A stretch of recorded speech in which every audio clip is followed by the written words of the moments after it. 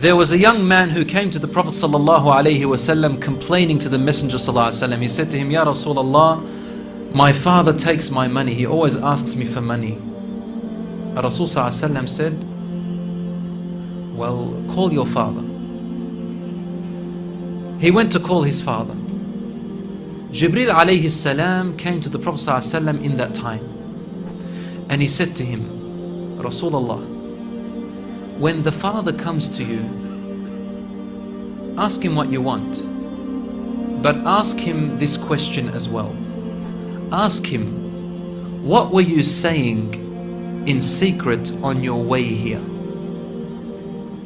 Father was muttering something which his son couldn't hear. He said, ask him what he was saying.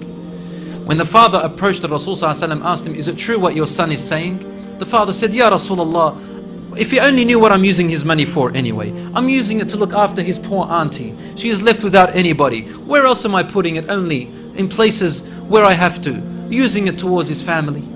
Because I'm poor. The Prophet ﷺ said, look, I want to ask you a question. Tell me about what you were saying in secret when you were coming towards me here. The father looked at the Prophet ﷺ and said, I made some verses of poetry. Rasul ﷺ said, please say them to me. And he said, O son, I nourished you when you were a baby. And I looked after you in care as you grew up until you became an adolescent. You lived upon what I worked for and strived and sacrificed in my body and time and wealth, so that you may live healthy. Whenever a night passed you, when you were sick or ill or coughed, I was the first to be up, carrying you and looking upon you with my heart, afraid if an atom or a little breeze would harm you in any way.